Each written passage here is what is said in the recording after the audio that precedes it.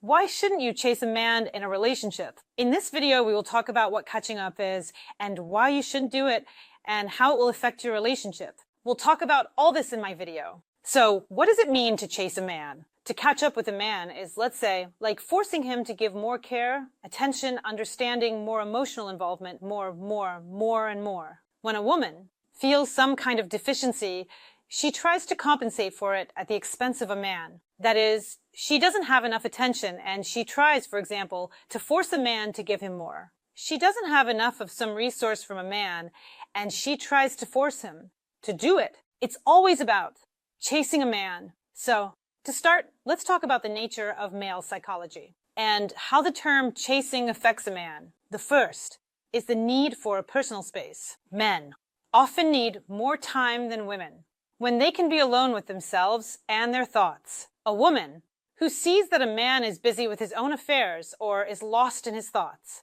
withdrawn into himself, and then she begins to think of something. Maybe he's not giving her enough attention. She thinks something up and starts to catch up with the man, interfering in his personal space. That is, he might have been thinking about something important now, maybe about work. Maybe he just needs to restore his inner strength, but she doesn't understand this. She doesn't give him this personal space. She interferes there. Next, the complexity of emotional expression.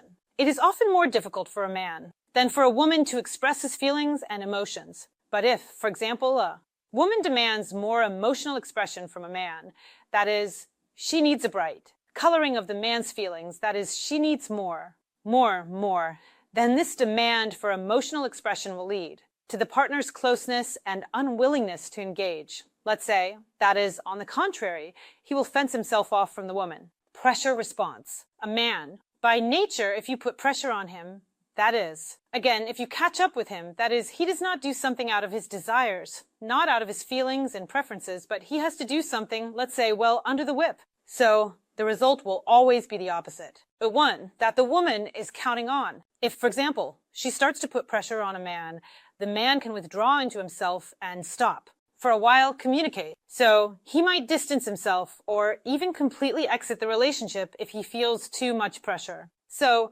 she wanted more attention, more love, more understanding, more of his involvement. And in the end, the man, for example, left the relationship.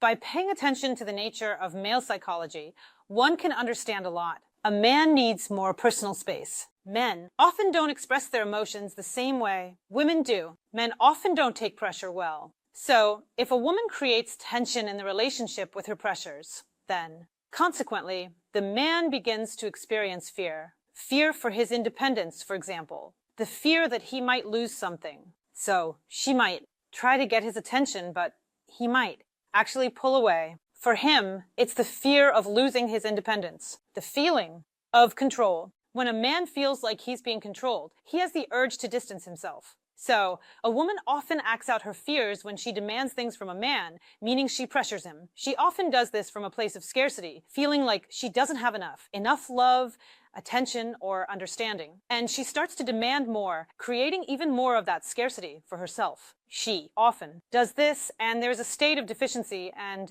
she has this deficiency in abundance. She doesn't have enough. She doesn't have enough love, attention, understanding, and she begins to demand to create even less of it for herself. So it's really tough to create anything good or happy from a place of scarcity. Demands, control, pressure. All these emotions are negative. Negative emotions can only create a bigger negative. So, if you want something from a man, start talking about your feelings through the prism. iMessages, without pushing, controlling, or demanding. All of this is just trying to catch up to the man. If you want to build harmonious relationships, then you need to speak through iMessages, through your feelings. For example, when a woman says, I'm too sensitive, emotional, I love you, and I'm happy. When you spend more time with me, your hugs and feelings are so important to me, then a man understands what she feels. He understands that this woman simply needs more of his warmth, more of his feelings. And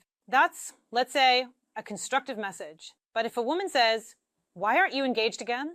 Why aren't you participating in this or that? Why don't you give it to me? Flowers. Why don't you tell me? Warm words. But that girl gets flowers. They say warm words to her. And you don't do that for me. So, from this message, she will only increase her deficit. In other words, she'll end up getting even less. Over time, a man might exit that relationship. And emotional dependency. There are women who, in order to get something from a man, they try to please the man and dissolve into him. So, again, it's called chasing a man. In other words, she's trying so hard for him, as if she's trying to earn his love. And at that moment, she starts to lose her authenticity. She stops being unique, special. She starts to dissolve into the man. A man will never appreciate that sacrifice. He won't understand what she's doing. It can only lead to codependent relationships, where one person is for the other. And in such relationships, there's often a lot of pain, a lot of suffering. The only thing that can help here is creating healthy boundaries. When you understand what is acceptable to you in a relationship, what you want, and what is unacceptable. Conversation through messages, reports of your feelings, and the ability to listen to your partner. When there are no destructive emotions in a relationship, when there is no pressure, no control, no desire to dominate the other partner, no desire to please the partner, then the relationship is built harmoniously. Everyone has their own personal boundaries, preferences, and desires. And together, these two people create a unique, beautiful, happy relationship. That's all I have for this video. Leave a comment about what you'd like to discuss in my new videos. Don't forget to hit the bell. And goodbye, everyone.